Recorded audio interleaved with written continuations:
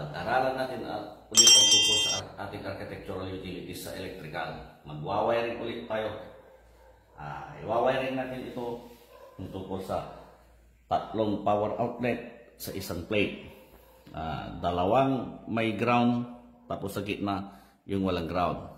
Yan. Yan. Niready ko na yung kwan. Kunwari, sa drawing, ito yung conduit pipe, tapos ito yung utility box, tapos ito yung yan, nasa likod, tapos yan yun, di ba? Ngayon, paano ba i-wiring yan?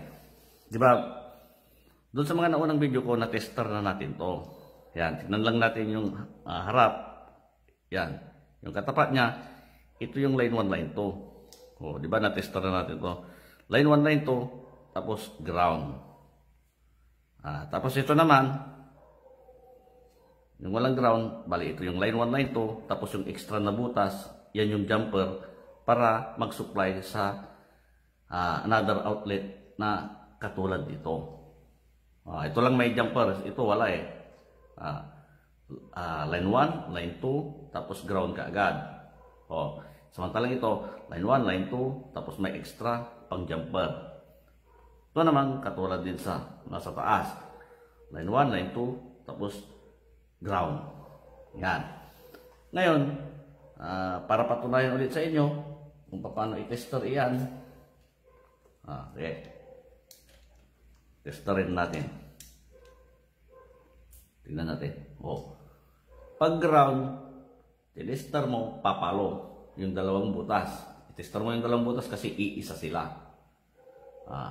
Ito yung papasukan ng wire na 1 green, tapos ito yung pang jumper. O kaya ito yung papasukan ng green, tapos ito yung magja-jumper sa ibang outlet. Nakatulad niya. Di ba? Tester natin. Yun, pumalo. Kasi may continuity. Iisa sila. Pero pag yung sasaksakan na ito, hindi papalo yan. Kasi hindi close yung circuit. Ngayon, pag i-close mo yung circuit, gagamitan mo ng jumper. Diyan mo makikita na siya yung para sa line 1, line 2. Kasi saksakan nga eh. Di ba? Power outlet. Yun, pumalo. Ganon din dito. Pag pinasok ko to, hindi papalo. Nang walang jumper. Yan. Natin.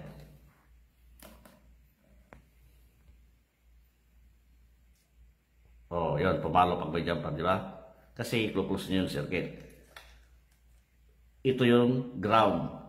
Kahit walang jumper, papalo kasi yung dalawang butas na yan, iisa sila. May continuity. Yun. Di ba? Ngayon, ito naman. Ito ang pasok ng line 1, line 2. O kaya line 1, line 2. Yung extra jumper para sa ibang power outlet na katulad niya. Supplyan niya. Di ba? Yung jumper magsusupply sa ibang katulad niyang power outlet. Yan. Ito, iisa sila. Ito. Dalawang butas na ito. Iisa sila. Kasi, line 1, tapos pang jumper. Line 2, pang jumper. Yan papalo. Ngayon, yung para sa line 1, line 2, hindi papalo. Yan. Kasi hindi close yung circuit. Yan. Paano natin i-check? May takip pala. May iipit, hindi papasok. Kaya ang gagawin natin, sasaksakan natin ng appliances. Papasok natin itong appliances para may close natin yung circuit. Pag inon natin, yan, saksak na.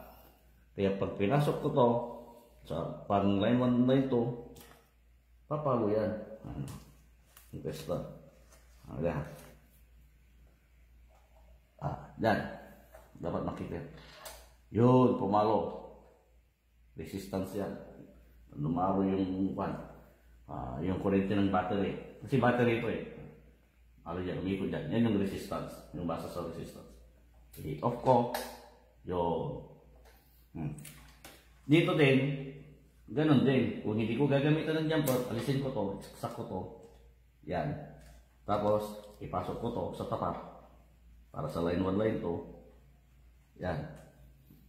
Pagpapalo, i-on natin. Yun. Di ba? Okay. Ngayon, dahil doon, sa mga kung natin, na tester natin, alam na natin kung paano i-wiring. Yan. Wiring muna natin yung ground. Saan ba yung ground? Yan. Yung ground. Ha? Ayan o. Okay, kunwari, tapatan na lang natin. Yan, tapatan na lang natin. Na kunwari, yan yung likod. Yung baka ng likod. Yan. Yung ground, iisa sila. Okay, pasok natin yung ground. Yan. Screw. Tapos, sa ground. Yan. Alin yung katulad, di ba ito? Kaya, magja-jumper siya ng ganyan. Yan, nawiringan na yung tungkol sa ground. Ngayon, sa line 1, line 2.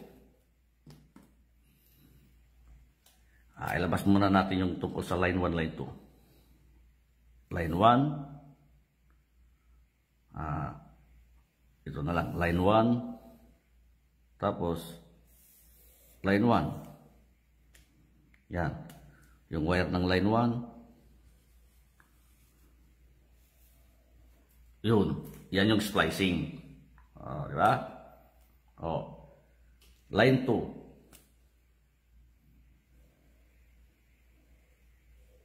Yan. Line 2. Doon tayo. Para medyo line 2. Tapos, line 2. Yung wire. Yun. Yan yung actual wiring yan.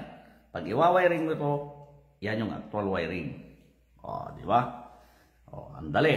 Okay.